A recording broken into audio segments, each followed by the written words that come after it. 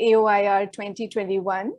I'm Usha Raman, for those of you who don't know me, from the Department of Communication at the University of Hyderabad. And I'm joined by my dear colleague, Nimi Rangaswamy from IIIT-Hyderabad. And of course, our wonderful organizing group from among the doctoral program at the University of Hyderabad. And we're so pleased that you have joined us for this event. I know some of you, including some of our panelists, have joined from across different time zones, and thank you for being here. I think this is a great way to kick off the annual conference. And I think we're really lucky that we've had this opportunity to actually kick it off. So interfacing, interacting, interneting, that's what we've been doing for the past 20 months of the pandemic across the world to varying degrees and in our own different ways. And even as we return slowly to spaces away from screens and keyboards, we come to a world with a keen sense of something having fundamentally changed in our understanding of and our relationship with society, politics, technology, culture, work, our own bodies, and in the broader sense of the environment. For media and communication scholars as a whole, the internet and of course, everything associated with digitality, the pandemic has raised new questions for us and has complicated existing ones. When the call to propose satellite events came, Nimi and I and the small band of committed digital culture researchers at the Department of Communication put our heads together to think about an interesting way to speak to the concerns that have emerged over this period, with specific reference to our region. We came up with 6 themes that are in the nature of conversation starters, themes that can be viewed both broadly and narrowly, which have global resonance, but draw on local specificities. The themes read like card decks in a board game, but that's what makes them generative. Home office, teaching, learning, health, wellness, relational dynamics, platforms and interfaces, and leisure and play. The idea was to create a discussion around these themes, drawing from existing scholarship and reframing them in the context of the pandemic and our screen-based lives. Additionally, we wanted to make space for a diversity of perspectives, both seasoned and new. So the first part of this event features a roundtable featuring 6 short interventions from a group of seasoned scholars and some time for open-ended discussion, while the second is a set of presentations by emerging scholars, also followed by comments from an invited discussant and a question and answer segment. It's a lot to pack into 3 hours, and I hope you will all stay with us and engage in the discussions. So now to part 1. The 6 scholars that we invited to address the selected themes are great at spanning the boundaries of geography and culture, with the ability to look at complex ideas and render them in a manner that is both provocative and illuminating. Thanks so much for joining us, Radhika Hegde, S.V. Srinivas, Shilpa Phadke, Naveen Bhagal, Nupur Raval, and Aditya Deshbandhu. Each of the speakers will speak for about 8 to 10 minutes, after which we will have a short moderated discussion, followed by an open question and answer. So before we begin, I'd just like to remind you all of the usual Zoom meeting etiquette. Keep your microphones muted and videos turned off unless you're a panelist or are invited to ask a question. You can, of course, put your questions and comments in the chat, and we'll take them up during the discussion following the presentations. So now I'd like to invite my colleague, Dr. Nimi Rangaswamy from IIIT-Hyderabad, to introduce our first speaker. Nimi?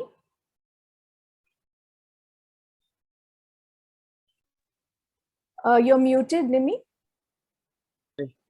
Yes. Can you hear me now? Yeah. Thank you, Usha, for that lovely introduction to our initiative. We have slotted 8 minutes for each talk, more like quick, incisive, probably like those Jaeger shots. And we also, the kick, So I would like to call Shilpa as the first speaker. And what can I say about Shilpa? Let me start formally. Shilpa is a professor at the School of Media and Cultural Studies in Mumbai. Her book Why Loiter, Women in Risk on Mumbai streets, I think was a major sensation when it came out in 2011, examining possibly for the first time the seriousness of public spaces, gender socialization, and sociality. I think I would always associate Shilpa with this first baby, you know. And also, this book continues to be relevant even today. It still has that star quality because it kind of said so much about the everydayness of gendered living, you know. So I think the book itself would speak enough about Shilpa. So I invite her to kick off this roundtable. Thank you so much. Thank you, Nimi. I feel very privileged to have been introduced by you. I met Nimi when she was a teacher and I was a student, and I used to bunk my research methodology class to attend Nimi's anthropology of religion classes. So that's how far my association with Nimi goes. So I'm really, really excited to be here. And thank you, Nimi and Usha, for inviting me to be part of this panel. And thanks also to Devina and Chinar. Chinar is also a former student of SMCS TIS, so I'm really excited to sort of be connected with her again. And I feel really very privileged to be speaking with and alongside this wonderful and exciting group of scholars. In relation to my brief to speak about the home office, I will focus my comments around three anchoring ideas. One, the ways in which work from home has gendered and regendered the space of the home in particular ways. Two, the neoliberal assumptions about productivity that are folded into the new regimes under which the home as office functions. And thirdly, something perhaps that we were alluding to just now, the performative curation of creating the workspace in terms of backdrops, in terms of backgrounds, and so on and so forth. Okay, can I ask Chinar to just share a slide that I sent her?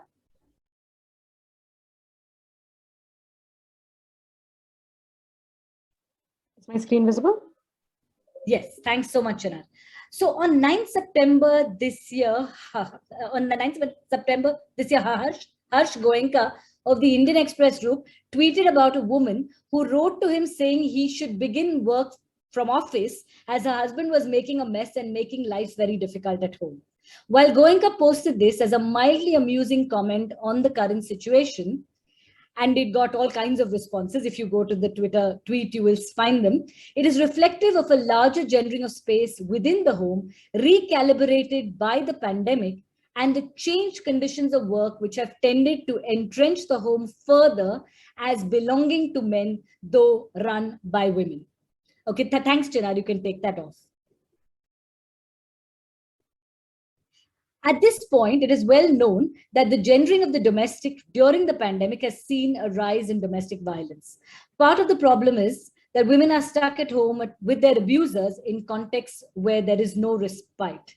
In the very early days of the lockdown in India, one interestingly creative response to this that I read from the Pune district is birth recounting. The Pune Zilla Parishad in the early days of the pandemic decided to send men who were accused of domestic violence to institutional quarantine centers run by the district administration in an effort to flip the usual practice of sending women to shelter homes. And I want to use this to raise a question which I think is well worth asking. What might an initiative like this mean for claims to the home? Even where homes are safe from physical harm, women face an additional burden of care work. For those who work in paid employment, work from home means being available 24/7 for domestic and professional work. Even in relation to academics, I understand from what I'm reading that globally the numbers for papers being submitted by men have also risen, but this is not the case for women academics, which is telling in itself. What are the politics of the language of care when we say that men help in their own homes? What does it mean when the pandemic and formerly the lockdown was used as a platform to offer jokes about men being stuck at home with nagging wives? Since 2005, the percentage of Indian women in paid employment has dropped from 35% to less than 24%. And the pandemic has only exacerbated this as more women have lost jobs than men. Since education and employment have historically been among the important ways in which women have sought greater equality and visibility, these losses pushing women back inside may have serious consequences which may take us back decades. At the moment when the pandemic struck, we saw widespread protests against the Citizenship Amendment Act, many of which were being led by women. These were claims women were making in defense of the right to citizenship in public. Being pushed inside has invisibilized not just this leadership, but also in many ways, women's labor itself. Okay, I'm going to jump from here to the next anchoring point in the interests of time, which is around the question of neoliberal productivity.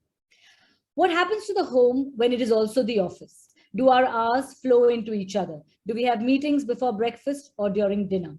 What happens to time in this context? Do weekdays and working hours mean anything at all, especially in transnational contexts where you are now no longer commuting and you can be available all the time?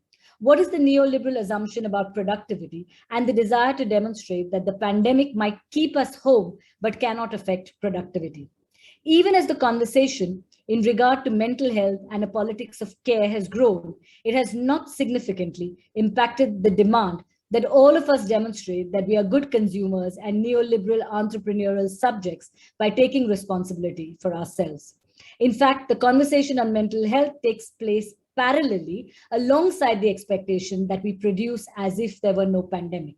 Perhaps in some ways, the conversation around mental health is also predicated in ways that suggest that we act as good entrepreneurial subjects and take responsibility now for our mental health, a conversation which takes, even as it takes place, is deeply individualized, and that it is about mental health for individuals as opposed to speaking to structures that generate particular kinds of mental health crises.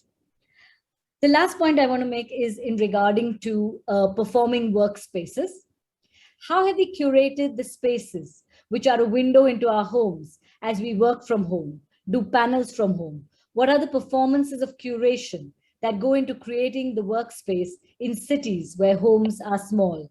What does it mean to create a backdrop or to use a background? And I'm sure many of you have realized by now that when you actually use a background provided by Zoom or by Skype or by whatever platform we are using, you have to stay very still, because if you move, the edges, your edges start pixelating. So what does that mean in terms of how we visualize ourselves? What does it mean to speak into a screen where you can see yourself?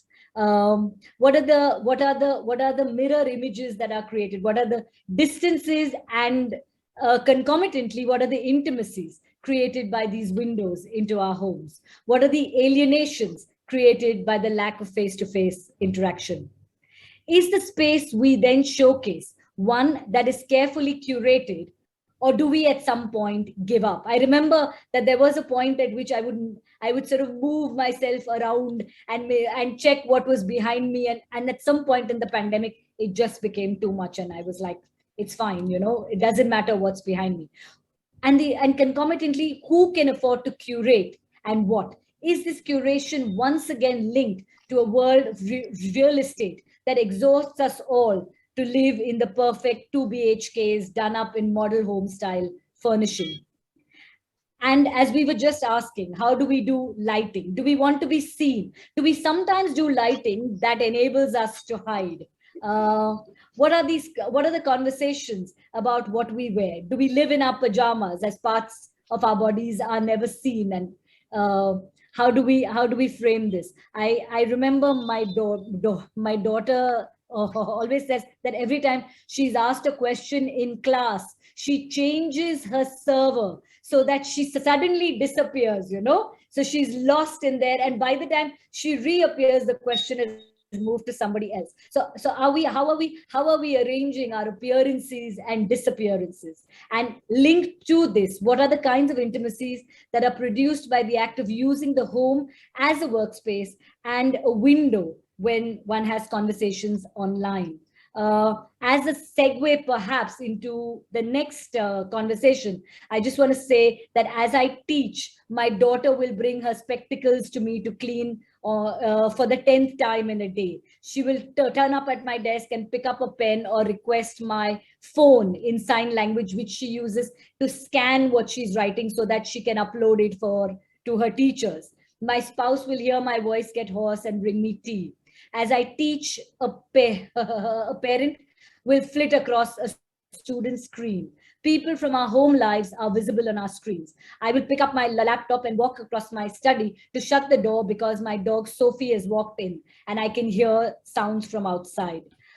Working from home is enmeshed in a strange kind of domestic intimacy that pulls at one level even as it alienates at another.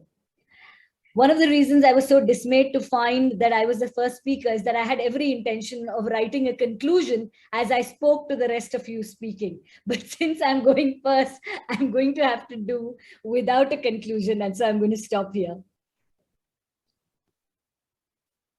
Thank you so much, Shilpa. And you will have time to conclude, I'm sure. So the things you said really resonated with many of us, and I think open up some interesting questions, which we'll come to at the end. So we'll move on to the second speaker, who is SV Srinivas. So SV is an old friend of the university. He's an alumnus of University of Hyderabad, but he's now a professor in the School of Arts and Sciences, Azim Premji University. His work is focused on literary studies, film and media studies, language politics, stars, and fandom. Many of you may know of his work on South Indian fandoms. His research explores the complex linkage between popular culture and mass politics. He's the author of 2 books, Megastar by OUR, published by OUP, and Politics as Commons. He's also published a variety of papers on cinema, mass consumption, and politics in Indian and international academic journals. But today, SV is really going to talk more about, not so much about cinema, but about aspects of teaching and learning online. So over to you, SV. Thanks, Usha. I'm going to start by showing a few slides, and then I'll end the presentation. Okay. What am I going to talk about? There's several, as you can see, there's several overlaps with what Shilpa has just said. So I'll skip over the parts which she's already covered far better than me. So I'm going to basically suggest that what the pandemic has done has amplified work-life imbalances that we were already aware of, that we were implicated in, that we were contributing to as academics. I think academics are particularly responsible for ourselves and for the kind of demands that we've been making on others, especially younger people who want to get into academics. It sharpened socioeconomic and gender inequalities. And I want to actually, Shilpa has said it clearly enough, but I want to, basically reflect on what does it mean to be going back to campus. I mean, some of the positive aspects of campus life that we may not have so far acknowledged or appreciated enough is something that I'll draw attention to in my presentation. And increasing unpaid work, I'll just give you a couple of examples of what were more or less everyday occurrences in the classes that I taught over those 18 months. So, of course, the easy part was the fun at work. Okay, all of us, I'm sure, tried various things. Both students and teachers tried various things to make the best of that situation. Here's a media class trying to use the Zoom, screen in small groups to sort of create a kind of a drama.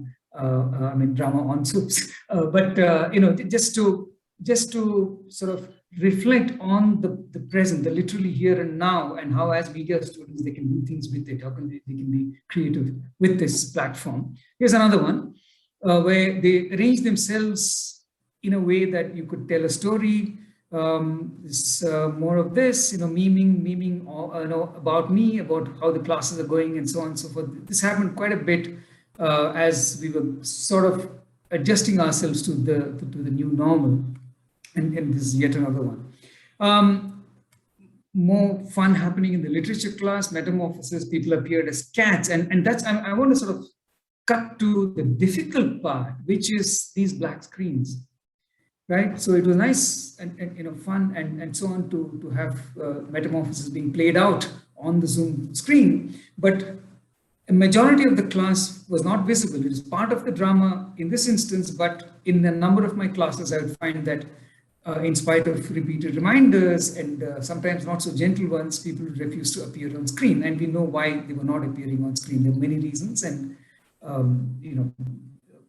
I want to go into some of those. Okay, I'll stop sharing my screen and just get on with the rest of the presentation. Okay, so what exactly is being amplified? As academics, we've never had a life, okay, in a manner of speaking. I mean, just look at our social media accounts. What are we doing on social media? We're basically tweeting about conferences, about papers published, about students who have completed PhDs and so on. And we know for a fact that we've never, unlike bankers who had a nice 9-to-5 job in the old days, now even they don't have 9-to-5 jobs, but we never had such a thing, right? We were always supposed to be doing this because we liked it, right? Now, what happens is that, I mean, typically when we, especially as we also become administrators and we stop complaining and start implementing policy, hours of teaching is what is computed, but hours of teaching basically means hours of contact, right? It doesn't mean hours going into curriculum design, class preparation, grading, and so on. More recently, there's been interesting, last 10 years or so, a lot of discussion on the work that goes into emails, on writing recommendation letters, on peer reviews, all of which is unpaid work that we have to do, sometimes out of obligation, sometimes because we just want to get on in our careers, we want to progress to the next level and so on. So what has changed is this endless days and nights, as Shilpa pointed out, of empty time. Suddenly, the whole day now is empty time that can be filled up. Okay, like conferencing before going to class, conferencing after going to class, workshopping, meeting research collaborators, weekends. It doesn't matter. I mean, everybody's at home all the time, so we can work all the time, or we can work now and take a break later, kind of thing. Now, what happens as a result of this complete sort of absence of any kind of ordering of the day that would happen, let's say, even in the worst of conditions, there are coffee breaks, there are lunch breaks, there are, there is this awful time that, unpleasant very often in the midst of traffic and pollution and all that, getting to work, coming back from work. That's very often time that we had, okay, at our disposal. We were maybe updating our social media accounts or catching up on YouTube or whatever, okay?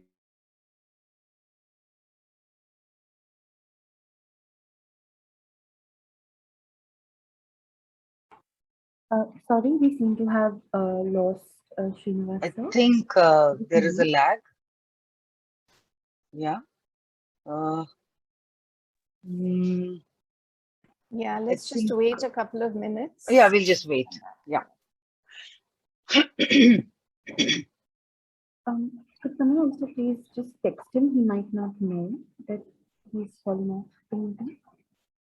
Sorry.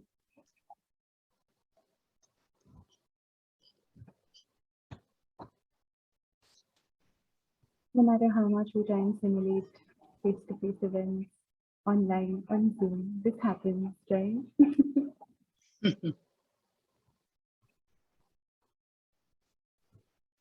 Yeah, I don't have a number for him. Let's see. Oh. Do you think we should move to the next speaker? Okay. And then come back to him? Maybe. Let's do that. I'm sorry. Shall I? Leslie's back. Yeah. Great. Good. Okay. Thank you. Sorry, I don't know at what point you lost me. Yeah, so you were talking about how time spent in traffic, etc. Yeah. Was time available to us? Yeah. Right. Yeah. So those of us who know our Frankfurt School know that this is nothing new. This is had a long sort of period of preparation. Yeah, okay. Online academic work. So basically the extension of all times of day and night into what could be. I don't like faddish terms, but toxic productivity is something that I keep hearing a lot, and I say, okay, no, I know a thing or two about that. All right, and Shilpa talked about the neoliberal condition and how we expect to be productive all the time.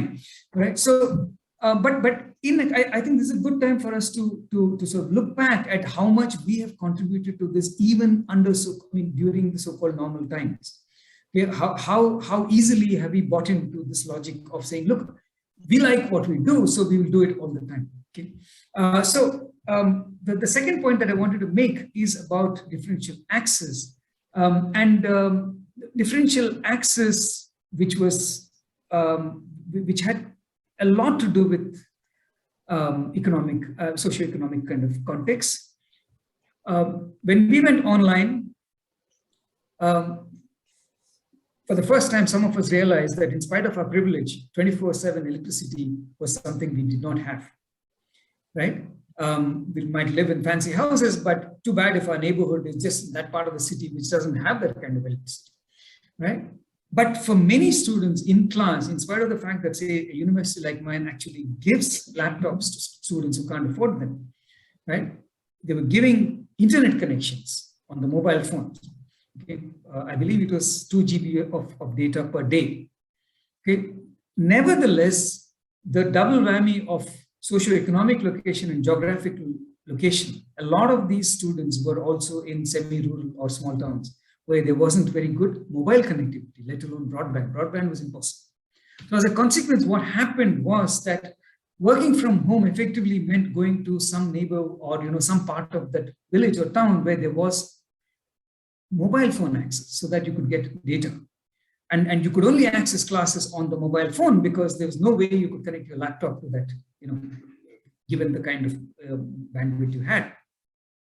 Right? So suddenly all these disparities, which in a campus context were papered over or were at least moderated by the fact there was an institution which was willing to help which would give the basic hardware required to attend classes. There was broadband that was available 24/7.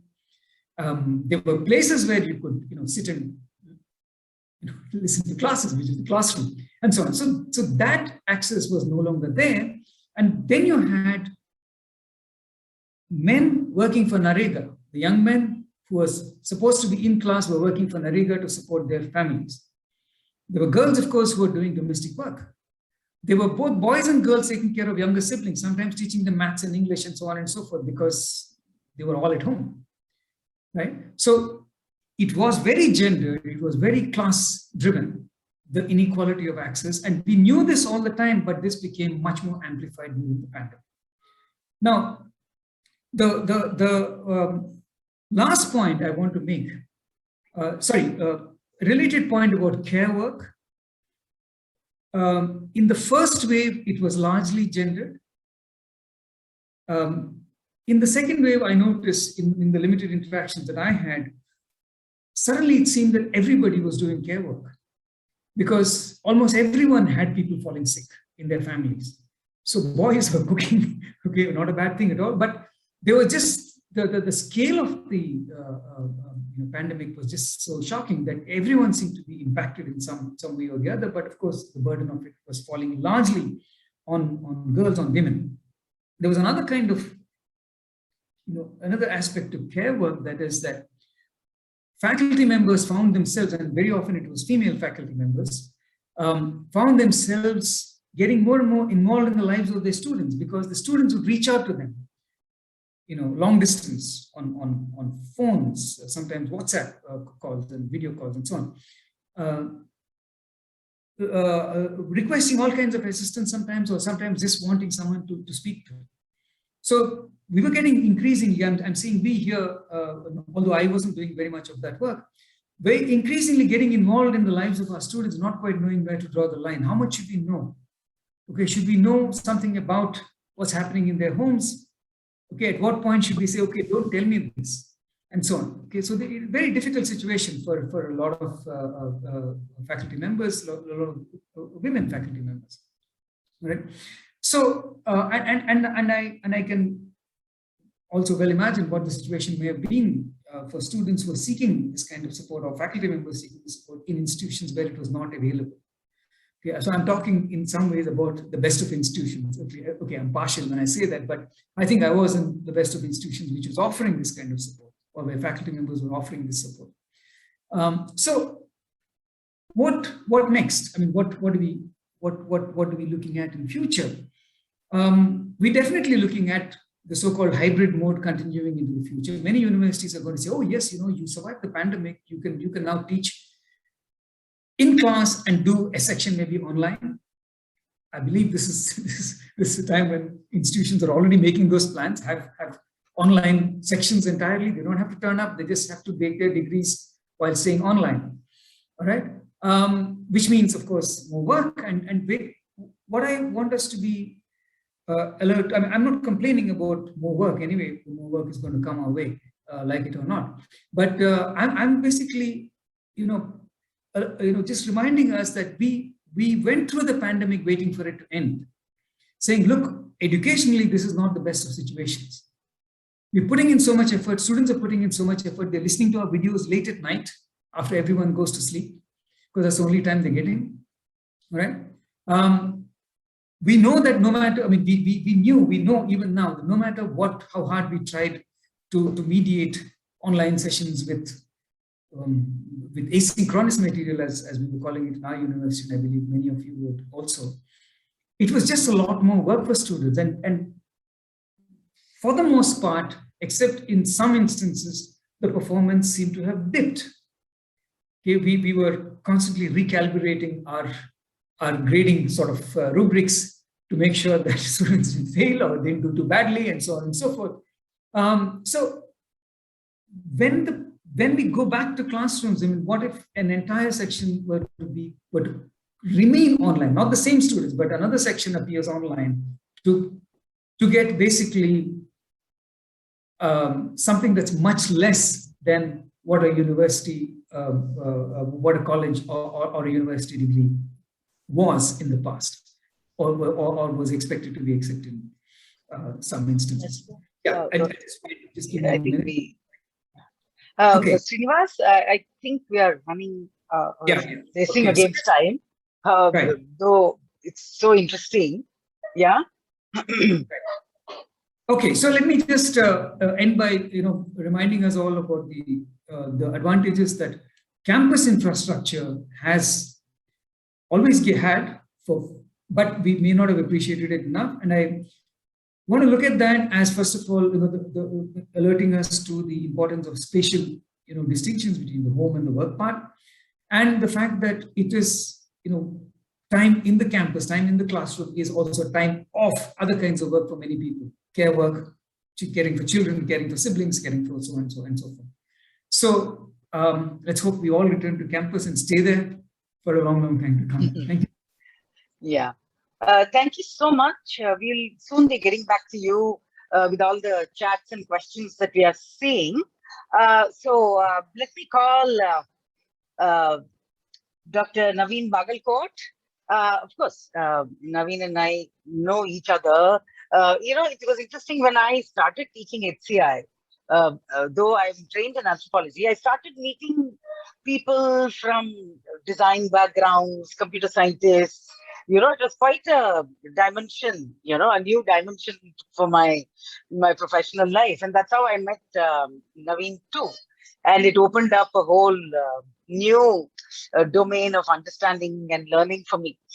So Naveen teaches at what is called now as the Srishti Manipal Institute of Art, Design and Technology. I think the Manipal was added recently. Maybe Naveen can shed more light on that. He is a design researcher, and he works at the intersection of human-computer design and currently in community care, health and well-being. In fact, he says this interesting thing. In fact, in today's talk, he's going to talk about gigified data collection in the name of digital health, and how that supersedes local forms of understanding health, well-being, so on and so forth. In fact, I would like to point you to his really very brave TEDx talk on self-quantification, sexual and reproductive health, which is nothing short of a brave explosion of debating points on a topic under centuries of taboo in India. So I think it was, I was quite mind blown listening to him in that talk. So I invite Naveen to begin his talk. Thank you so much, Nemi, Usha, and Devina, and I'm just writing the names because I'm not so good at names. So thank you, Nemi, Usha, Devina, Amulya, and Tina for considering me to invite to this panel. And as we are talking about the blurred lives, this is my kid, Rukmi. Say hi, Rukmi, hi. If you want to say hi. Shall I talk now, or are you going to come back with some comments? Okay. No, yeah, I don't.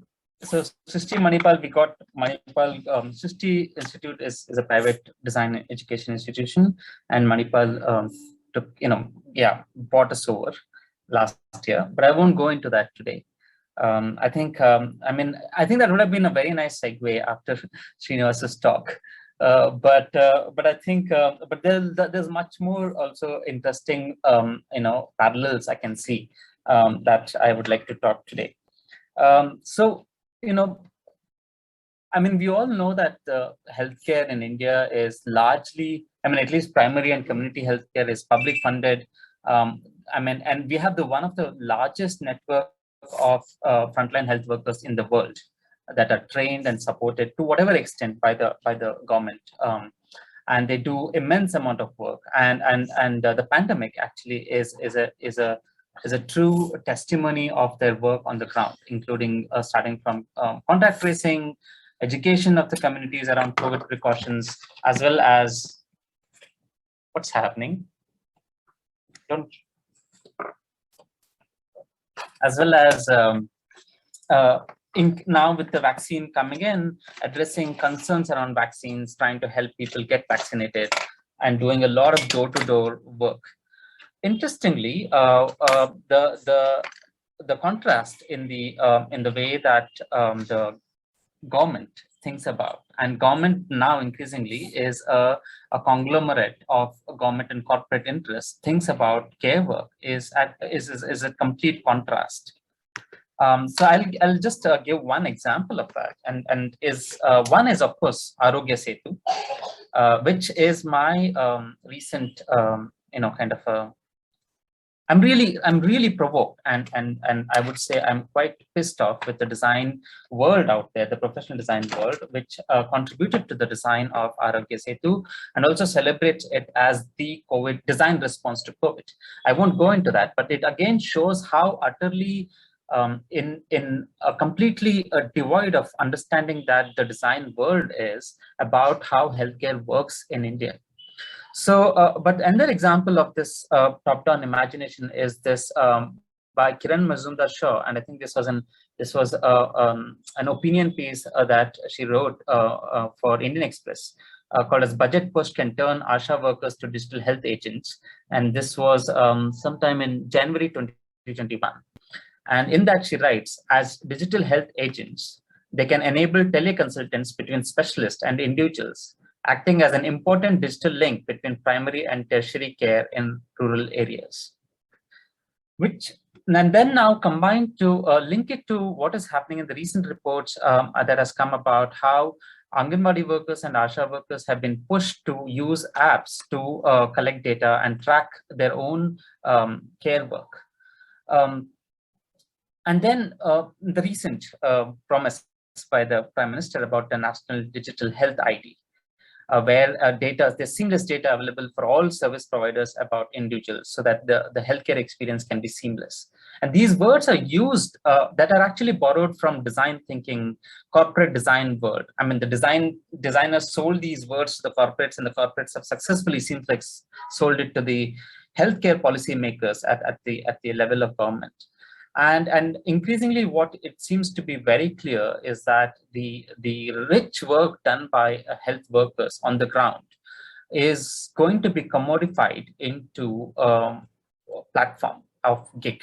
It is already there, because if you look at an ASHA worker's work and how the state looks at it, the ASHA worker gets incentives. There's no fixed pay. They get incentives based on particular jobs they do. So if they accompany a pregnant woman to the primary health center, get them registered on the system, and then subsequently, get the birth happen at the community health center or at the district hospital, and then they get some incentives on that. So it is already kind of linked.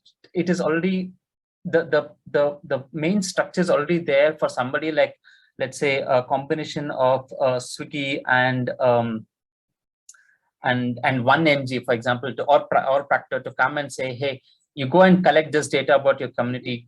Let us know how many people are diabetic in your community, and then you'll get this much of money, right? So it is increasingly becoming that, and you can see this also because I work with an organization called as Maya Health, and we have had approaches by CSR folks from corporates where they are designing systems or rather apps that the frontline health workers will use to educate the communities at a national level, and they want the health workers to go and test these applications.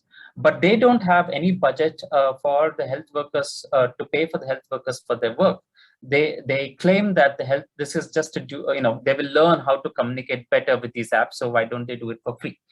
So across the not-for-profit, the corporate, and the government, there is a clear push that is kind of coming at that data is the king. We need to collect data, and our health workers on the ground are the people who will help us collect that data about the population. And once we have that data, everything will work out.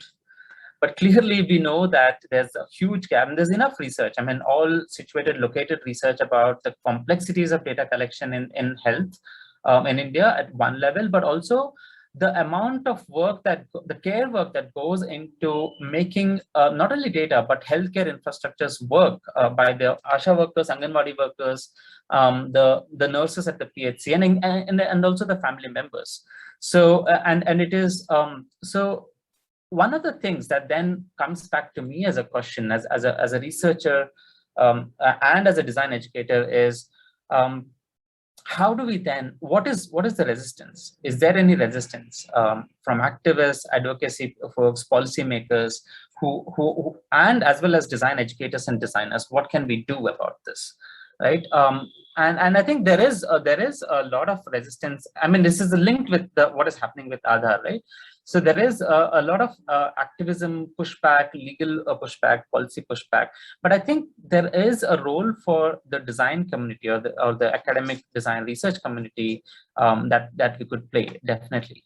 So one of the things, and this is where I'm interested in, is what I see is, while there is a lot of scholarship that talks about the gaps of a centralized database and making and enabling a system where care work becomes gig work for private players, what is lacking is what could be the alternatives? If this is what the government is saying is this is the ideal that we need to reach to, what else? And what else if there is a problem with that? So how can we demonstrate alternatives?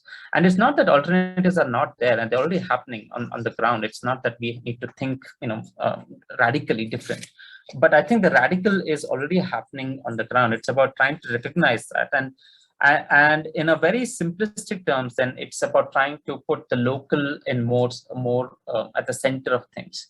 So one of the things that I'm working with, along with a range of partners like Genestu, Servlots, who are a group of technology folks who are building community-based wireless networks for helping communities manage their own idea of data, which need not be just quantitative. It could be qualitative oral knowledge and annotations and creating their own repositories and archives. So it's a very small project that we're just about to start, is to think about a community-owned local health knowledge infrastructure. What does it mean? And that infrastructure is also digital, but that it is not reliant on any internet service provider. It's a local, completely held local knowledge. So what could be then the alternatives of idea of using this health knowledge for the community and by the community? But I'm also sure that there could be other ways to look at it. And so I think I'm just opening this up to say that there is a problem, there's a huge challenge, but we could also, I think it's time now for us to start identifying alternatives and trying to see if we can put our resources behind those interventions and initiatives. Thank you. Thank you, Naveen. And I think there's a lot to think about in what you've said in terms of, in some ways, the earlier two presentations talked about the fact that we don't have moments of pause. But at the same time, what you're talking about suggests that we do have a moment right now where there is a pause that could allow us to rejig the way we think about infrastructures, whether it is campuses, like Srinivas said, or health infrastructures. So we'll move on to the next speaker, who is Radha Hegde. So Professor Radha Hegde, again, an old friend of the department, is a professor in the Department of Media, Culture and Communication at New York University. Her research and teaching focus has been on migration, media flows, globalization, and transnational feminism. Some of this work is reflected in her path-breaking edited volume, Circuits of Visibility. She's also the author of Mediating Migration, and she continues to work on a range of urgent questions around the often hidden politics of mobility. Her earlier work on gender identities and reproductive politics in South India include ethnographies conducted in South India on the subject of violence and motherhood. And today she's going to be talking, I think in some ways, carrying forward the threads that we saw both in Shilpa's opening remarks and in what something that was sort of hinted at in what Naveen spoke about what the neoliberal turn in looking at the individual reveals about, how we think about relational politics. So, Radha. Thank you very much, Usha. Thank you for that introduction and very broad framing. I wish to thank the organizers, and it's just and Nimi and Usha, old friends, and delighted to be part of this conversation. I know we're short on time, so I'm going to kind of race through. And of course, I think there's a lot of intersections between what I just heard from, as Usha said, from Srinivas and from Shilpa, of course, the gender theme. And I think it is in these continuities that it makes it so compelling, that we all are in fact attuned and so moved to action by these continuities. So the reproductive, let me make a couple of points. Of course, if I go over, please stop me. The reproductive capacity of the virus has necessitated more thought and action in terms of academic work. And that seems to be very clear in all these intersecting themes that have been raised so far. So let me raise a few broad concerns. Relational dynamics was my charge. So the first thing is many things that have been revealed because of the virus, which really are not such a big reveal at all. The fact that the flight of the virus, its ability to jump species, has just shown us the sheer speed and scale at which life can be redefined and the nature of our interconnected experience. Next, the technology as a great fix to the crisis. I mean, we are witnessing globally both the multiplication and the proliferation of platforms to connect with during our months of quarantine, lockdown, etc. And that these technologies of connectivity and digital infrastructures, both in their absence and in their presence, have accommodated extended systems of social exclusion, precaritization, and set into motion certain forms of communicative life. The first segment I want to draw attention to is the self, the social, and the world. Pivot to the new normal. And the university is a great example, has been the mantra to stay afloat these last year and a half. Use your digital infrastructures to seamlessly shift into next gear. Advice we've heard from university leadership over and over again. It's simple. Now that you're trained, if someone tests positive in your in-class, right, which I'm doing right now, just switch to Zoom, just go back and forth. That's the advice we get from media commentators, from university leadership, from tech professionals, politicians, seamless pivoting. The blurring of our personal and public, the local and the global, information and rumor, reliability, falsity, even safety and danger. We've all survived online teaching, as Srinivas so masterfully showed, and mastered the art of speaking to little boxes on Zoom, but the show goes on. Zoom has become part of our relational lexicon, from connecting with friends, drinking, listening to concerts, stretching the mind, making new worlds, with digital infrastructure. Some with access to technology have recreated new learning experiences, or to be entertained, informed, misinformed, to be treated health-wise, inspired, and so on. For globally dispersed families, meeting and celebrating life, mourning death, watching weddings, attending kacheris in India, accentuating the religiosity, the list goes on. And I think the trend will continue as entrepreneurs, big and small, see profitability in this turn. All in all, the pandemic has accelerated our connected affective lives. Not anything new at all to communication scholars, but the news is not so rosy because there's another side to these relational dynamics. There are continuities, but there are ruptures. While it has complicated and changed life as we know it, people love to call the crisis as unprecedented, as novel, especially life after these severe lockdowns. I keep repeating the fact that it has no surprises that there has been a staggering failure across countries of social systems, and many attribute it to an overload, an exigency, but it did emerge as a constitutive condition of networked capitalism. The virus clings predictably to pre-existing structures of inequality and infrastructural lack. The virus resuscitates old forms of hatred and divisiveness. I'm not going to get into a whole litany of that. Activated narratives and beliefs that are already in place regarding risk, risky bodies, contagion, and bodies that contaminate.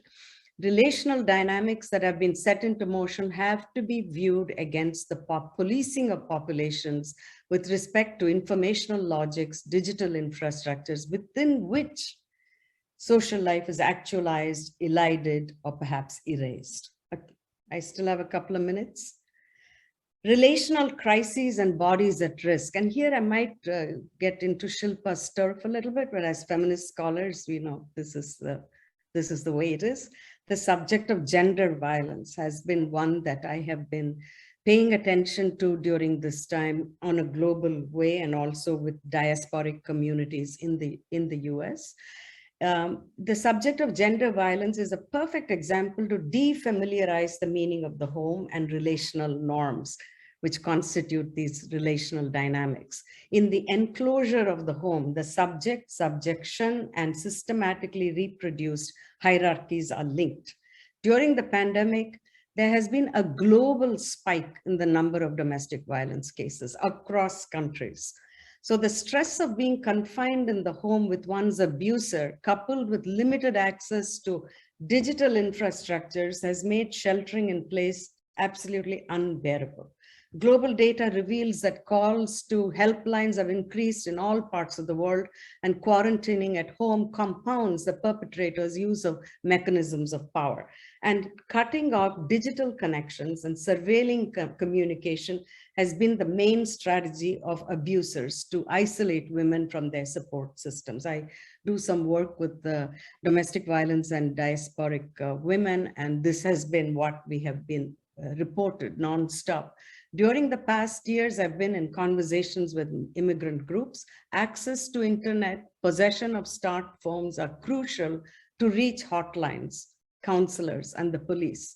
Technology supports and disrupts the systemic inequality and injustices that frames this abuse. Partner violence has taken a digital turn and is all about gaining access to devices, cracking passwords, monitoring text messages, reading email, tracking internet histories, and monitoring app purchases. Smart technologies are the new tools of abuse and surveillance, highlighting the fact that partner violence, like the virus, cuts across class lines.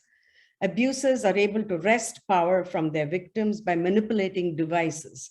And in the case of immigrant women, they are cut off from extended families and transnational support system. Bodies and biographies are made available for digital scrutiny. So the point I'm making is that technologies slide from their originally intended banal functions of connectivity and are repurposed as instruments of abuse.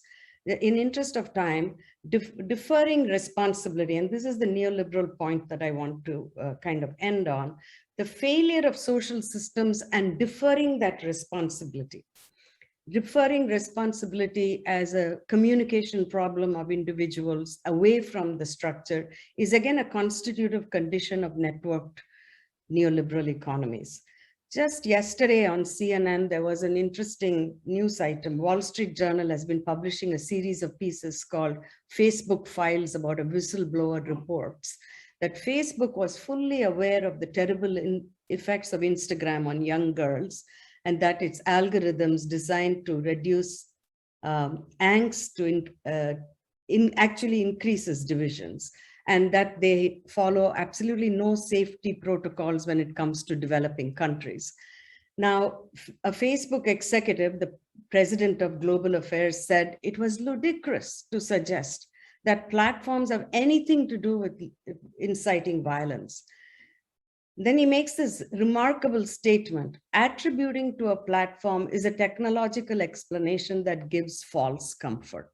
Now, interestingly enough, so do academics say this. We should address, he says, the cultural, social, and economic reasons for the social ills.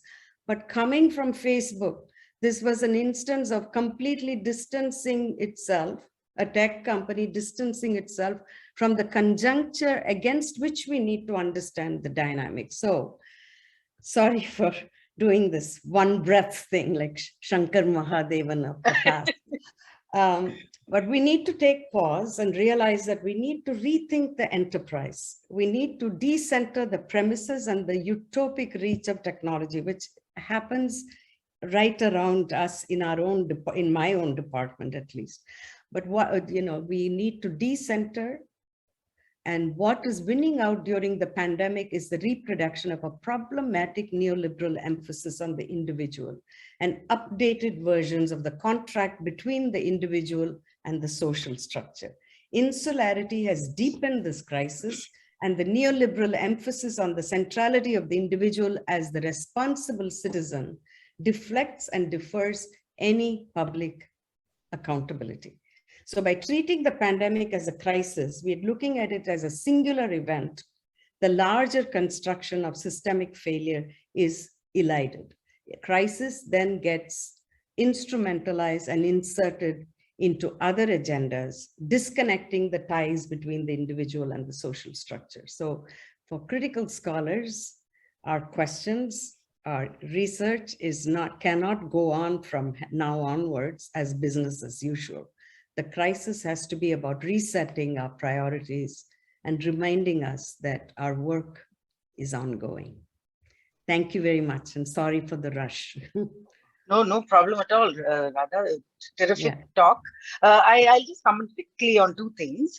When you said that the repurposing of technology and how technology suddenly has become this villain, right? It has acquired villainous proportions, it's become an instrument of probably terror when everything becomes digital, So this, of course, it goes back to our HCI theories where technology has its own personality, agency, the theoretical past.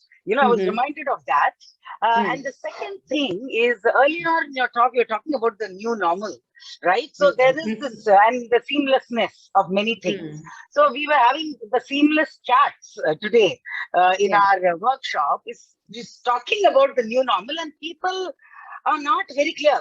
I see people terrified of the new normal and going back to the old normal or whatever. We're still not sure what is this new normal and how we are going to welcome it.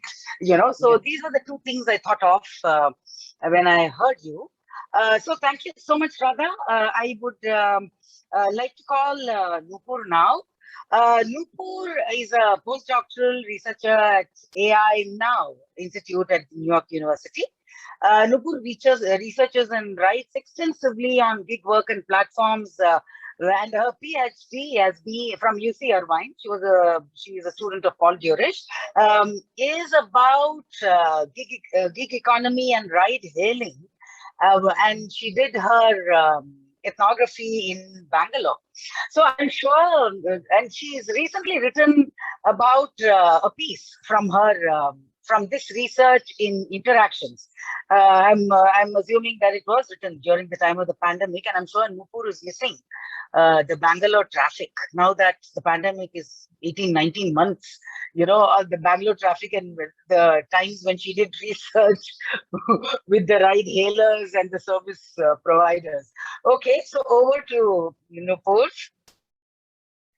Thank you, Naveen. I was actually in Bangalore last year during, at least, or before the second wave. So, and then I saw things were fairly normal, I guess, in some ways, or more normal than they were in the US.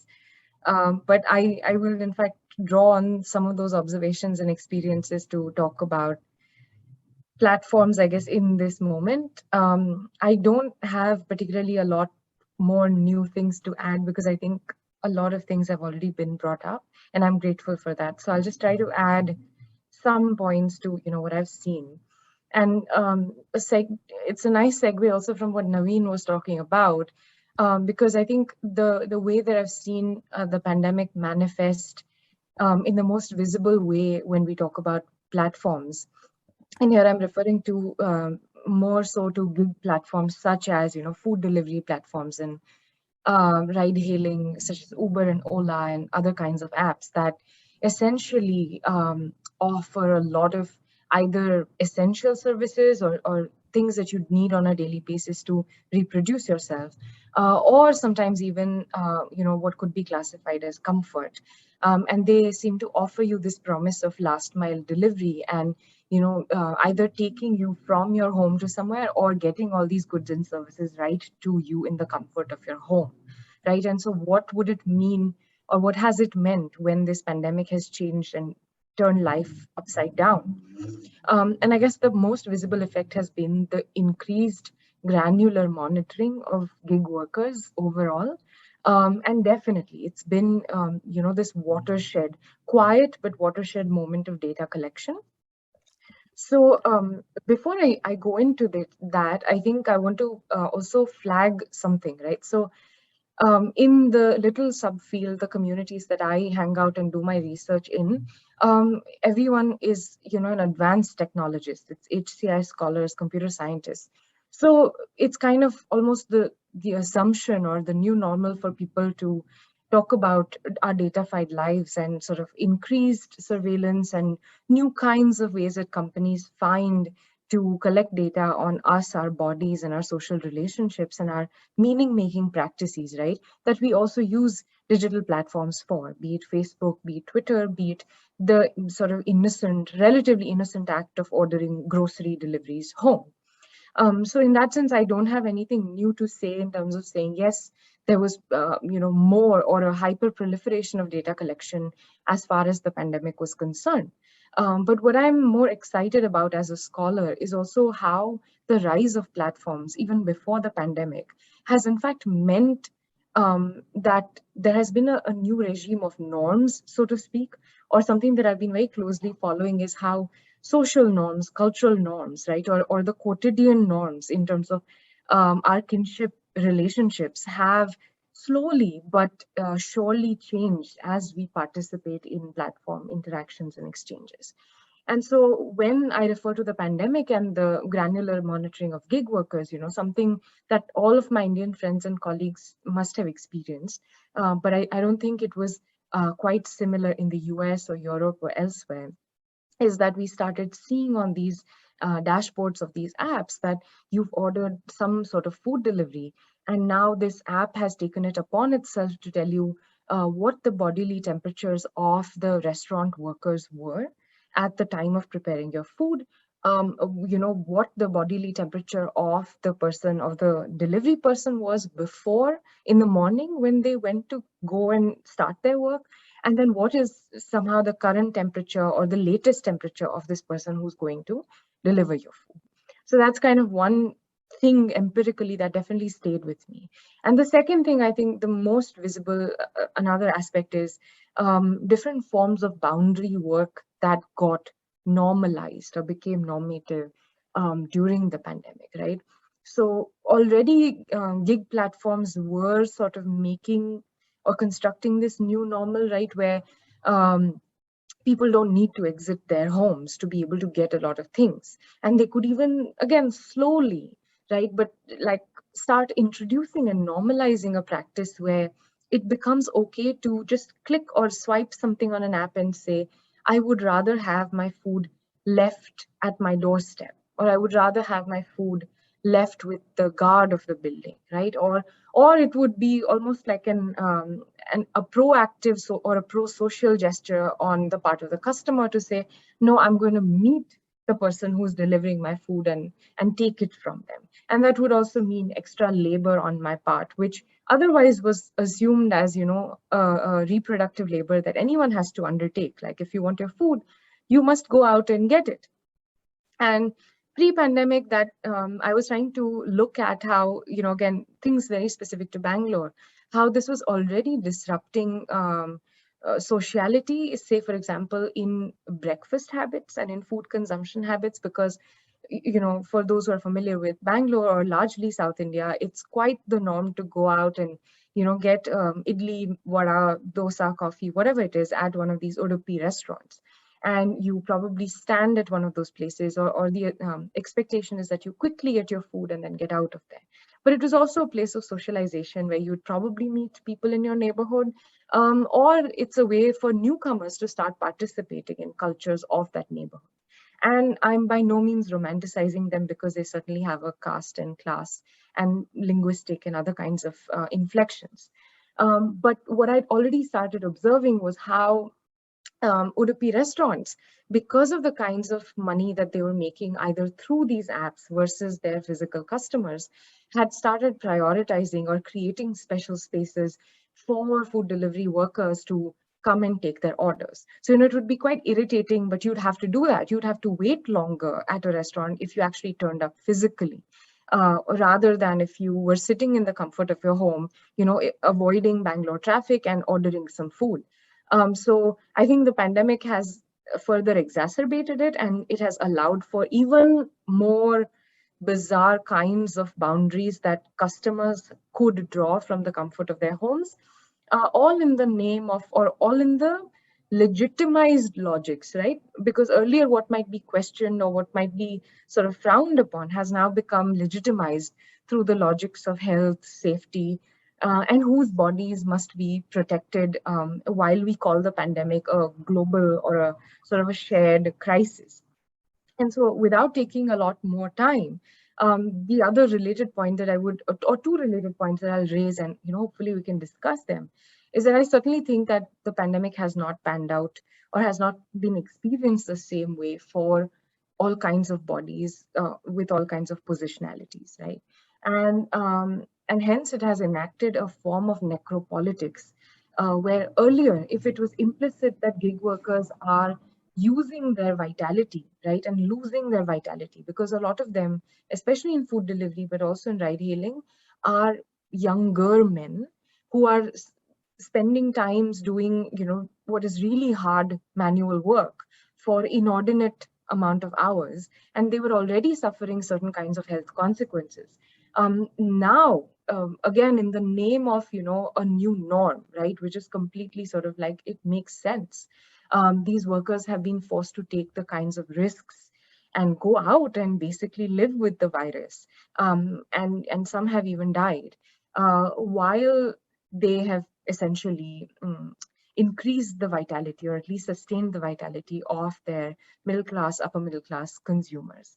And the only way that this norm gets acknowledged, which is where we come to taking platform companies' gloss or advertising or rhetorics more seriously, is that there has been no space or capacity to acknowledge this as a negative thing, right? So they've already come up with all kinds of narratives around how an older person who was unwell was ferried by their Uber driver when nobody else would take them to the hospital, or they didn't have infrastructures of care available to them.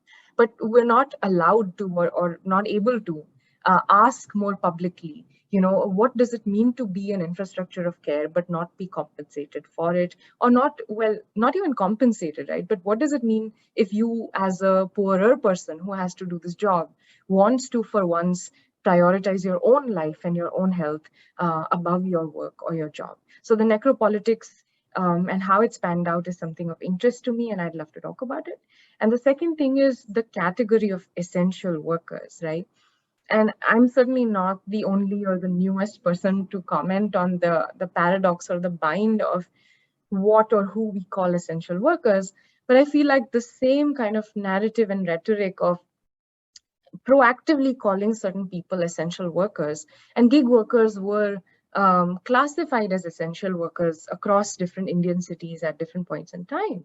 But it was so interesting because I remember, I think it was in Mumbai that Ola or Swiggy or one of these companies had to issue a statement about telling their customers and essentially prepping and weaponizing their customers and saying, look, there's a reason why we're not able to deliver your food to you after 8 p.m. or so, because it's the city government that is actually getting in the way, has said that there's a curfew and that is not allowing us to classify this as an essential service, etc. And I quite starkly remember how they'd also slipped in a line about how their rivals and competitor company was definitely flouting the rules, and their workers continued to operate, right? So in none of these statements or in none of these things that were flying around was there really any nod to the way that we would otherwise talk about essential workers, right? Because living in New York, the biggest thing I've seen is a celebration of essential workers. Also in ways that, is actually a compensatory logic, because they're essentially perhaps trying to wash away their guilt of how many people had to die on the job because of the pandemic. So I'll stop here, but I hope that I've contributed something meaningful to the wonderful conversation. Thank you.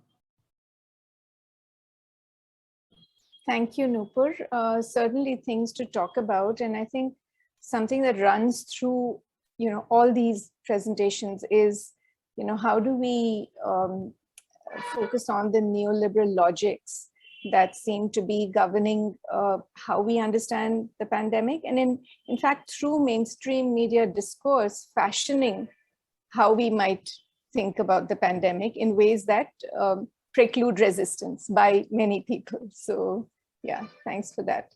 And hopefully we have something slightly more positive. I'm not sure, but we have the last speaker is Aditya Deshbandhu, who will talk about leisure practices. And Aditya works on gaming, games, gaming communities. He's an independent researcher. He's a columnist and author of Gaming Cultures in India, Digital Play in Everyday Life. And he's working actually on a second book that is looking at the video game review as an archive of the genre. His broader research and interests include new media studies, digital cultures, and of course, within which he situates video game studies. So Aditya, over to you. Thank you so much, ma'am. Thank you so much for taking the time to listen to me today. My name is Aditya. I work with video games, and I'm very, very grateful to be on this panel today. I'm among some of India's foremost thinkers on a lot of varied issues, and a lot of people on the panel who I looked up to, some of whom in this room who are mentors to me at different stages in my career. So I'm very, very excited to showcase what I thought would be something I've been working on for the last year. So as Usha ma'am rightly pointed out, this particular talk today comes from the second half of the 7th chapter in my upcoming book with Routledge, comes sometime next year. Correct. So I thought I'll start off with something basic. I decided to run an internet search and scrape some data and find out what are the words that are most closely isolated with social distancing. Okay. So I used Twitter, Instagram, Snapchat, and Facebook. Yes, of course, Facebook, to see what are the words that are most commonly appearing around the word social distancing. So as you can see in the word cloud here, the ones that stood out the most were stressful, long, boring, scary, lonely, family. And if you want to go a little lower in terms of font, then there's isolating and there's difficult. Okay. Things I felt on some dimension had to do with the fact about the loss of leisure spaces in the way we were leading our lives. The sudden shift, right, where the home suddenly becomes both the site of rest and recompense, if you want to call it, and the site of being, correct? And the loss of opportunities to step out of home. So I want to talk about that, and most importantly, look at what did games do in these times, correct? When social distancing and self-isolation became the norm. What did games do? Did they evolve to become something else? So let's talk a little bit about that, correct? Of course, the elephant in the room, right? So moving on from there, I thought I'll begin with the story. So this story is personal. Happened something in the midst of the second COVID wave that struck India. So late April, early May 2021, and I was moving cities. I was moving from a community where I was living, where it was not about if you would get COVID, but rather about when you would get it, because the community had a lot of cases. And I was moving back to Hyderabad, where my parents stay. I'm an only child, so I just couldn't not be there with my parents. And as I was coming back to a community where they were living, where there were about 90 families with active COVID cases. And we all know how heavy the numbers were with the second wave, correct? So at that time, when I was coming back, I realized that there's a strong possibility that I was a vector for a virus, correct? I was carrying the virus with me, and I had to social distance. So I couldn't go home the moment I reached Hyderabad. And I stayed away from my parents for about 2 weeks, like most of us have done over the last 2 years, I'm sure, at various points. Okay. So when I was doing that, I realized that you're in this mix, right? So you are self-isolating. You're away from from your loved ones. You're anxious, you're worried, and there is a constant sense of tension because you do not know what's going to happen. And at that time, I didn't know what to do. Correct. So one of the games that I was supposed to review was this game called Suspects, which was just exiting its beta stage. And my friends told me, hey, Aditya, why don't we do this? Let's play this every evening. Okay. So I was very grateful for that. So for those of you who've never heard of Suspects, it's a digital remediation of the party game Mafia or Murder, if you've ever played that. Okay. So basically, there's a group of players playing, and there's a killer amongst them. Okay. And you need to identify who that is. So Suspects was doing it pretty well. And the best thing about it was it had native chat features, so live conversation baked into the game. Okay, so we started off in the evenings, and for about 2 months, it became a daily ritual. Every evening, we would log in at around 9:45 p.m. and play well past midnight. Our lobbies were always full. We always had more than 12 players. And I realized that there was something happening here. There's something that needs to be examined. And that's where this project kind of, this particular focus kind of emerged. What exactly was happening to games during the pandemic? Were they being more than just games? And then I began to speak to people within the gaming community. I began to speak to developers who were developing games. I spoke to, friends of mine, of course. And most importantly, I began to look at mainstream coverage. And I realized that games are being used for a variety of reasons. The first and foremost, if you look at the slide in front of you, on the left side, you have the image is the login screen for Suspects, if you ever do login. Okay, games are being used for meetings and official businesses. So Minecraft became, because of its immensely, simple style and open access, it became the place where companies were beginning to conduct meetings. Then over time, they realized that it was a little too open structured and the focus and productivity of an official meeting wasn't there. So then they moved to a game like Red Dead Redemption. So Red Dead Redemption is a game that allows players to live or inhabit the Wild West lifestyle. Okay, so within the game, there's this space, if you play the online mode of it, where you sit around a campfire and you and your party can sit and talk. So a lot of companies actually had productive meetings and discussions around those virtual campfires. Okay, and it was something extremely interesting. So if you think about it, a lot of the speakers before me have spoken about Zoom and its omnipresence in the last 20 months. In fact, this meeting is happening on Zoom. Okay? There were organizations which felt platforms like Zoom, Cisco WebEx, or Google Meet, or Microsoft's Teams were not showcasing the vibe or the culture of the organization, were a little too formal. They wanted, staggered work days and things like that. So they turned to games. Then, of course, for those seeking fun, right? Because games are all about fun. Okay? The games that picked up a lot during the first wave and the early days of the isolation were Ludo King, Uno, and Scribble. So Ludo King is Ludo, of course. Uno is the classic card game that's remediated. And Scribble is the remediation of Pictionary, if you ever played that. Okay? So all of these games, extremely popular. But my focus of study is on the games that are the next three: Fall Guys, Among Us, and Suspects. Okay? So the reason I'm focusing on them is because of the fact that these are games that are very open-ended. They're not based on rules per se, and they can be structured the way players want them to. So that is quite interesting for me. Of course, personal one-on-one interactions, Scrabble and Words with Friends are quite popular. Last, for intimacy and sex, there's a lot of mainstream coverage about how sex workers moved to games like Animal Crossing on the Nintendo Switch to seek livelihoods at a time when physical contact was not a possibility. Okay? So I move on from here quickly. Okay? So as I began to analyze this, as I began to analyze my experiences drawing from my own autoethnographies, there were two things I felt were deeply concerning that I needed to examine. First, if you look at games per se, if you look at any of them, right, the big game scholars, Taylor, Kaleha, Jesper Joule, all of them talk that games must be understood in two ways. One, the win or the beneficial outcome, or two, the rules that lead you to win. So players play games to win or find beneficial outcomes, or they play games while adhering to the rules to achieve those wins. Correct? Now here, I had games which did not abide by any of the two. Correct? People are not playing to win. People are not playing to achieve specific objectives. And they were bending rules. So in a game like Suspects, there were possible scenarios you could create where there was no winnable situation. So what exactly was happening? Correct? And that brings me to the next part. So when you look at the kinds of players of games, video games that understood, one category that stands out from Bartle's classical typology is socializer. But none of them have ever been constructed where what's happening in game is not the focus. Okay? So that brings me to the big question. What is the hyper-casual player?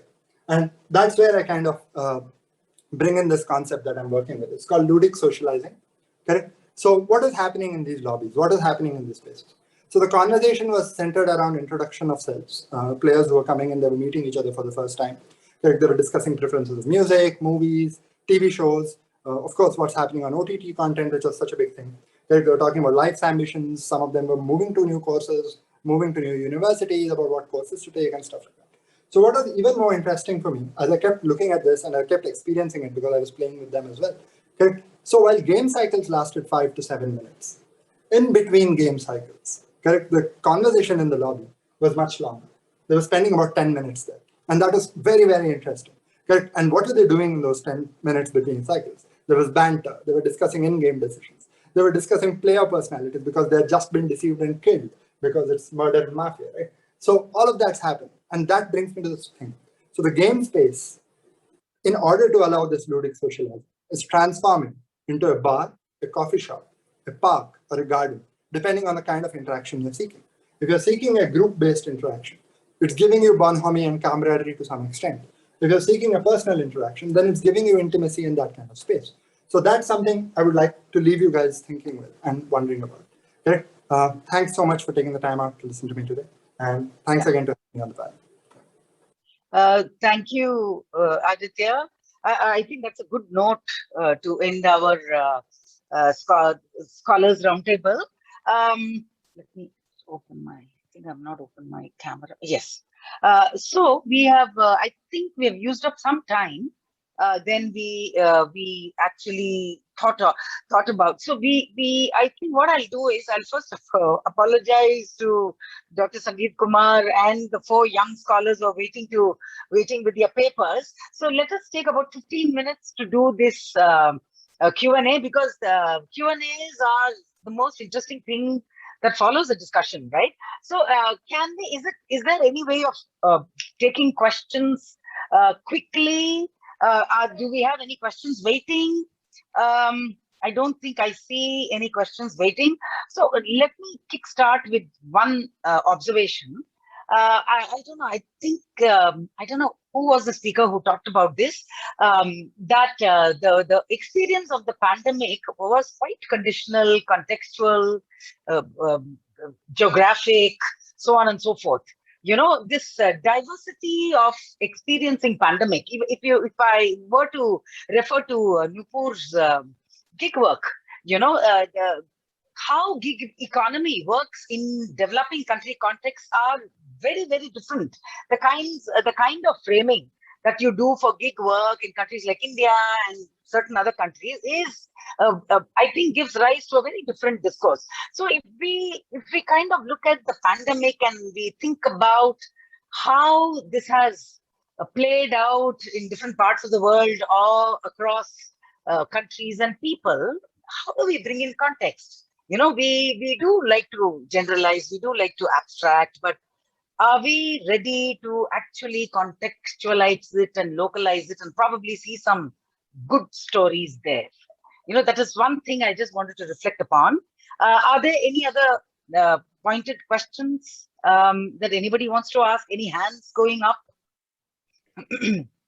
No? So anybody wants to respond to this contextual thing? How do we contextualize the pandemic? If I may. Yes. I think to me, it is a call, in fact, to do collaborative contextual work. You know, I think collecting these narratives, and people have always, you know, there so much has been written now at the time of the pandemic, right? Short pieces that are emerging from star scholars, and I've often read about, should we be theorizing, should we get a temporal distance, should we get a spatial distance? But I think it is in collecting the archive at the moment and doing collaborative work, I think, is such a necessary step.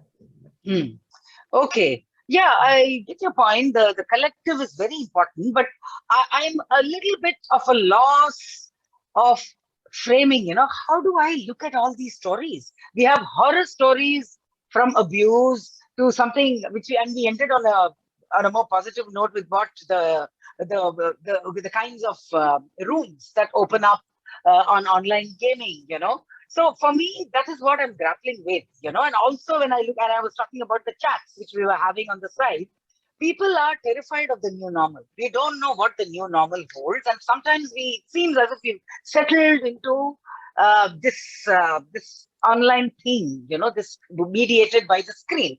So I would like, I mean, I'm just reflecting on that. So I saw one hand go up. I saw Nupur's hand go up. Nupur had a hand up, yeah. Yes. No, I was just going to say that coming from science and technology studies, you know, it's a sort of a familiar refrain, or maybe it's lost the bite, because we used to always keep saying relationality, you know, contextuality, situated knowledges.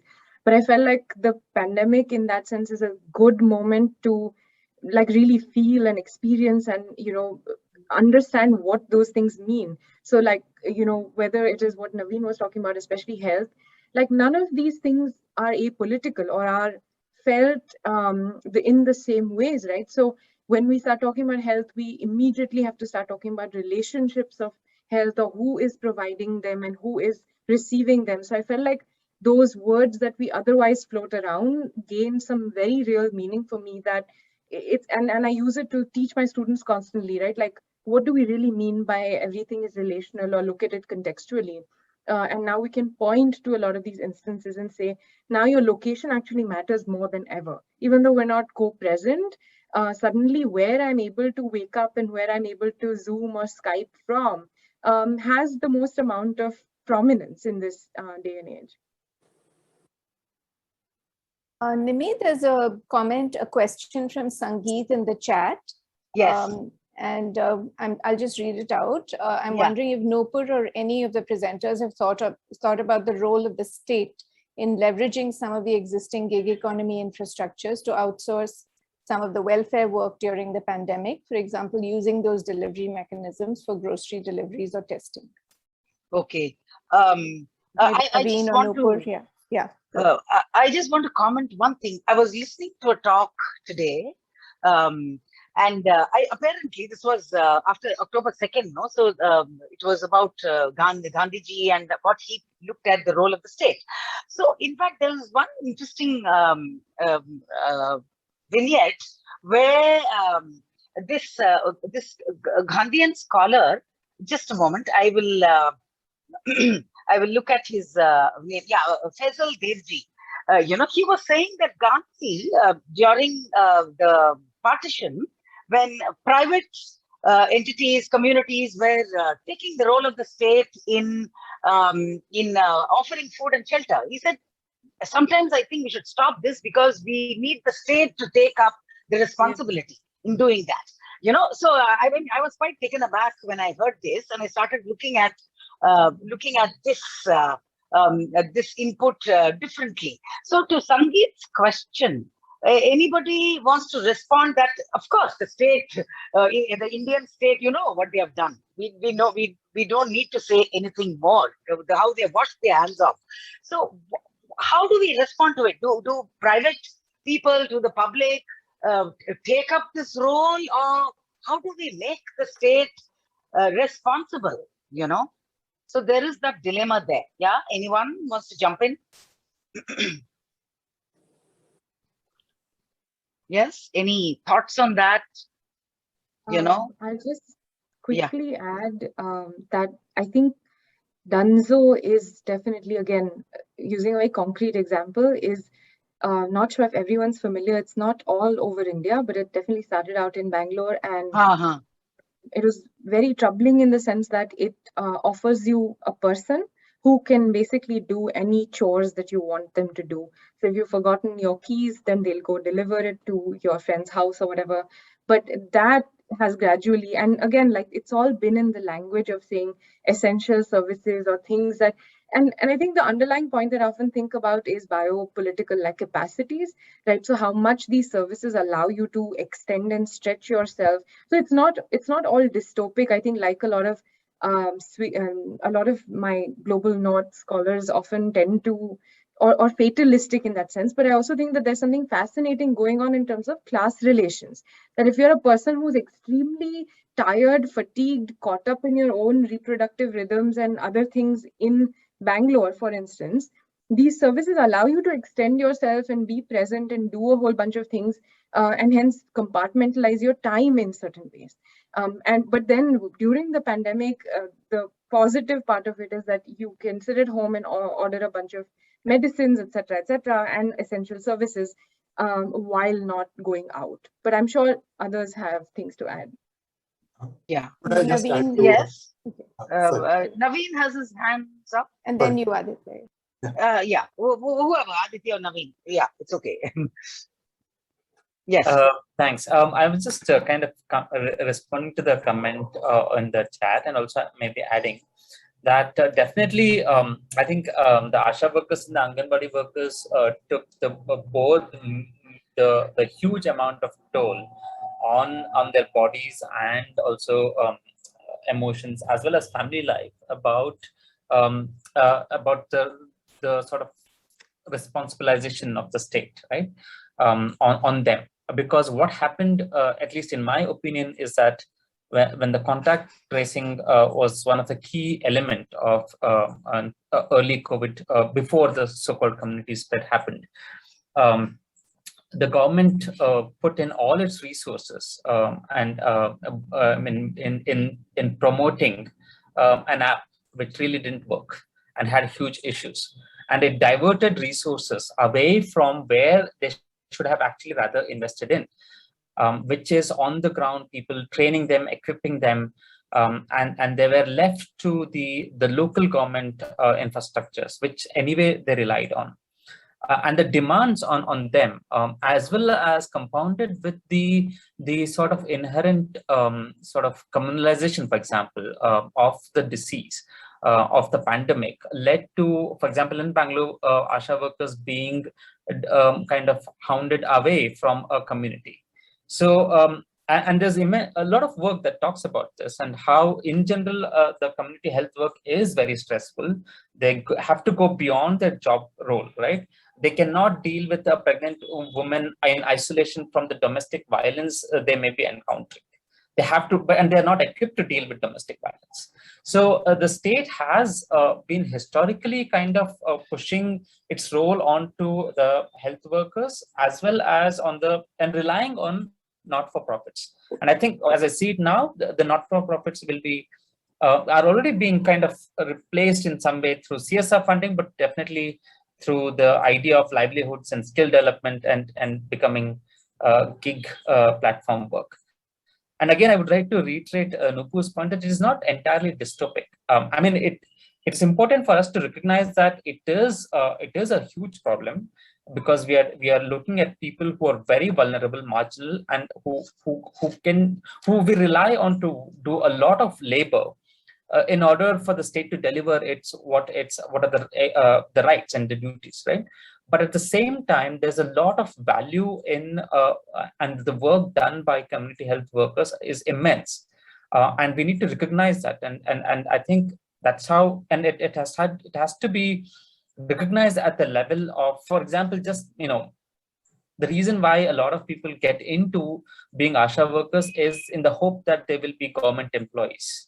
And it's that hope that they're stuck on to. So if we can in some ways push the government to make it as a formal employment, and I think that's could be one way to recognize the potential benefits.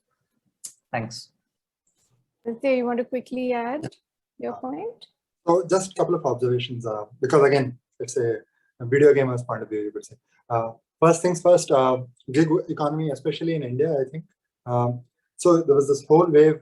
We've spoken about Uber and the cabs and all of that, and then they never really got back. So first wave happened, and people figured out, okay, they could start venturing out at some point, and post second wave. So I'm told, at least in Hyderabad, the Uber car fleet is at 10% of what it used to be in 2019. Quite interesting. I just thought, okay. The second thing, Dunzo, one of the big things, again, we were all bound, right? So during different lockdowns, we had a specific radius amount at which we could travel, the 3.5 kilometer, 4 kilometer radius, correct? Dunzo was apparently the most preferred app to flout those radius bounds, which is very interesting because at some point, right, it's safe enough for them to ferry things around those kilometer distances, but it's not for me, which means probably I'm more important. I don't know what's the problem there. Right? So a lot of my gamer friends who wanted games from me and things like that, I'll just Dunzo it, Aditya, and we'll take care of it. I had to tell them, no, sorry, whenever we do meet, I'll send it. Correct? Let's find a digital way to do it. But the guilt there, just something like that was too much. One final observation, the CoWIN app, right, for vaccine registration. Correct? So in one of my weekly columns, I actually sat down and got a PlayStation 5 after very careful navigation and picking it up because it's one of the hottest devices to buy right now. It sells out in about 20 seconds across the world. Correct? And I still, with all that training, I still couldn't get a CoWIN vaccine shot. So I think, yeah, multiple browser windows across various VPNs, couldn't get it. Correct? So I don't know, quite interesting to think about those things. So thank you again. Nimi, may I just jump in with something? So I just wanted to say that, one of the things that seems to be emerging both in what Naveen talked about and what Srinivas said, and also, Shilpa and Radha, was that there's an element of work that we're calling care work, right? So whether it is in academic settings, or the ASHA worker who has to contextualize her work, against the domestic, etc. This is a point in time when this has become visible. So is there a way in which we can actually build that into the job descriptions? Is this point, is this an opportunity for us to somehow codify care work because it's become so visible? Srinivas, please. Just a quick addition to the points that have already been made, especially to take up Nupur's observations.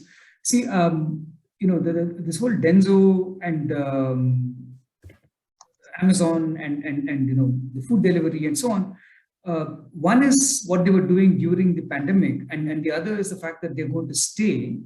And there's of course labor there, the labor that we, let's say, or work, or not exactly labor, but work that we would have done. Like I forgot my keys, I go back home and get it. Right now, somebody is there to protect me from that. Right, so there's somebody with a new kind of job who's going to do that. And the second thing is we're looking at, I think, a fairly substantial across cities across the world, looking at a fairly substantial transformation at the level of infrastructure. Okay, the road has become, in many parts of India, the metaphor for infrastructure that you want to improve but can't. So you send young people on the road, on their bikes, in the rain, sun, accident prone, and they're breaking all kinds of traffic rules. They're literally killing themselves trying to deliver those things on time and getting those. So that's infrastructure that you've sort of given up on, right? You move to your app, you're going online.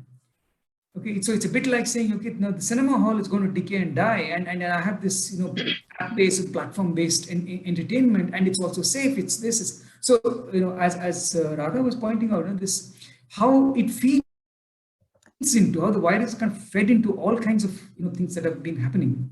And let's also not forget that the latest billionaire that India has produced, or the multi-billionaire, is the infrastructure king of this country.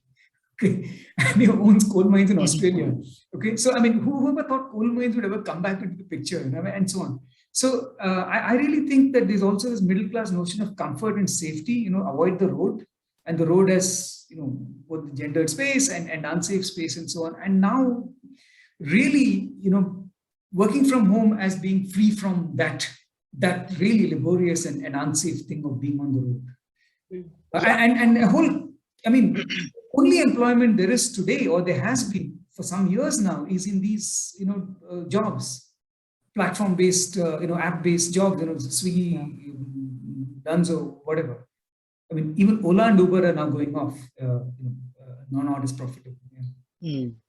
Yes, that's quite a contextual argument. Okay, I think we'll call it a day for the Scholars Roundtable, but what a roundtable it has been. Amazing Jaeger shots. Yes. So thank you so much, Radha, Srinivas, Shilpa, Naveen, Aditya. I will hand over the baton to the next Master of Ceremonies, Devina, to begin our early scholar researcher roundtable. I don't know, is it roundtable or presentations? Okay, yeah. So over to you, Devina.